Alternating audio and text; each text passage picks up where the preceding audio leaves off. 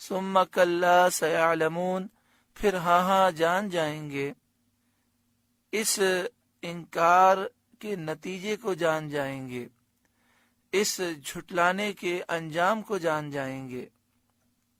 اس کے بعد اللہ تعالی نے اپنے عجائب قدرت میں سے چند چیزیں ذکر فرمائیں تاکہ یہ لوگ ان کی دلالت سے اللہ تعالیٰ کی توحید کو جانیں اور یہ سمجھیں کہ اللہ تعالیٰ عالم کو پیدا کرنے اور اس کے بعد اس کو فنا کرنے اور فنا کے بعد پھر حساب اور جزا کے لیے پیدا کرنے پر قادر ہے۔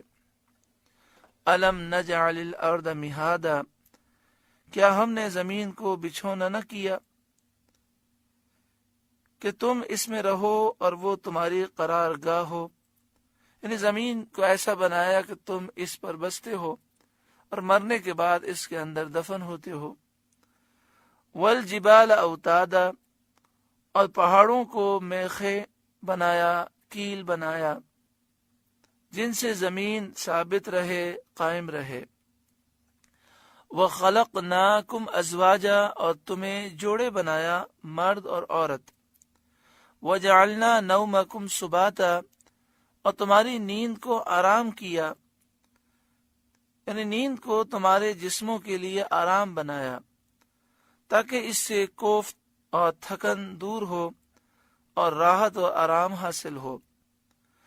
وجعلنا اللیل لباسا، اور رات کو پردہ پوش کیا جو اپنی تاریکی سے، اندھیرے سے ہر چیز کو چھپاتی ہے۔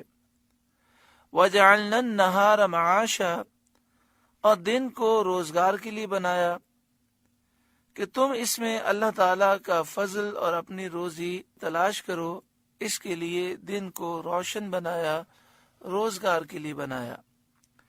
وَبَنَيْنَا فَوْقَكُمْ سَبْعًا شِدَادًا، اور تمہارے اوپر 7 مضبوط چنائیاں چنی، 7 مضبوط چھتیں تم پر قائم کی جن پر زمانہ گزرنے کا اثر نہیں ہوتا۔ یہ چھتیں پرانی نہیں ہوتی، کہنگی اور بوسیدگی ان تک راہ نہیں پاتی۔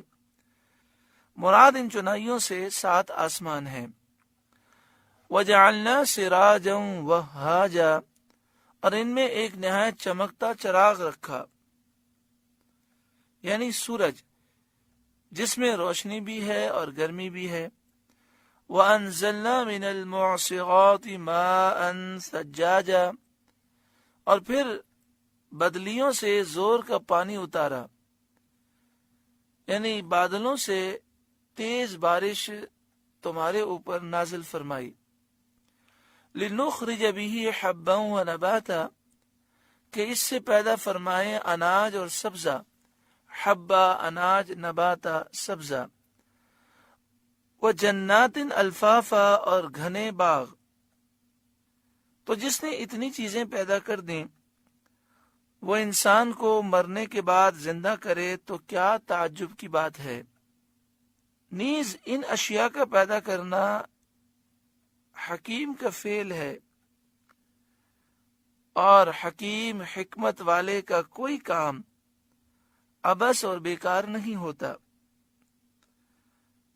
اگر مرنے کے بعد دوبارہ اٹھنے کا معاملہ نہ ہوتا اور اچھے کو صلہ نہ ملے، ثواب نہ ملے، اور برے کو سزا نہ ملے، تو دنیا کی پیدائش عبث ہو جاتی ہے۔ مرنے کے بعد اٹھنے اور سزا و جزا کے انکار کرنے سے لازم آتا ہے کہ انکار کرنے والے کے نزدیک یہ تمام افعال، یہ کائنات کو پیدا کرنا، یہ عبث ہے، بیکار ہے۔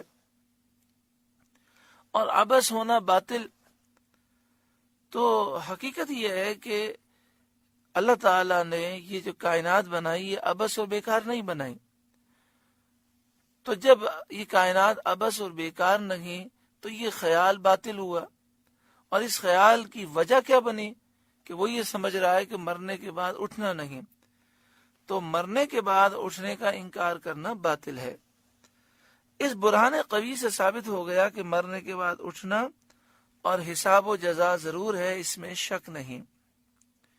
ان یوم الفصل کان میقاتا، بے شک فیصلے کے دن کا وقت ٹھہرا ہوا ہے، ثواب کے لیے اور عذاب کے لیے فیصلے کے دن کا وقت مقرر ہے۔ یوم ینفخ فی الصور فتأتون افواجا، جس دن سور پھونکا جائے گا تو تم چلے آؤ گے فوجوں کی فوجیں۔ یہاں سور سے دوسری مرتبہ سور پھونکنا مراد ہے۔ جب لوگ اپنی قبروں سے نکلیں گے اور حساب کے لیے موقف کی طرف، میدان محشر میں کھڑے ہونے کی جگہ کی طرف دوڑیں گے۔ فتأتون افواجا، تو تم چلے آؤ گے فوجوں کی فوجیں، یعنی تم سارے قبروں سے نکل کر موقف کی طرف، حساب کتاب کی جگہ کی طرف دوڑو گے۔